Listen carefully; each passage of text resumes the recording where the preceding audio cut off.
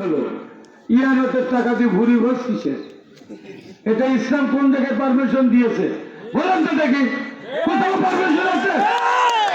এইবার আপনি যদি বলেন কোরআন এবং হাদিস দিয়ে একটা মুসলমানকে তৈরি করা হয়েছে, এই কোরআন একটা মুসলমানের সংবিধান, এই সংবিধানে যে সূরা এবং আয়াত আছে এর মধ্যে একটা মানুষের ভাগ্য নির্ধারণ করা হয়েছে, তাহলে আপনারা সেইটা কেন করেন না?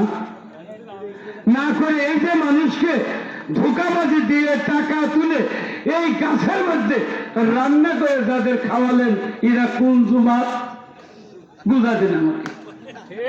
একটা জুমাত আছে হাতি গ্রামের, এই হাতি গ্রামের এক জুমাত, তার কিন্তু আপন ভাই জমিও রেজিস্ট্রি করে নিয়েছে।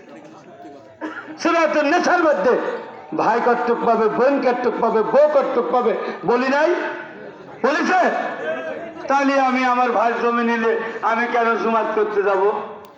এবার আসেন ব্যাংকের ব্যবসা, এটা হলো সুদের ব্যবসা। কোরআন শরীফের মধ্যে 3টা জায়গায় 3টা আয়াত নাযিল হয়েছেন ইহার জন্য ক্ষতি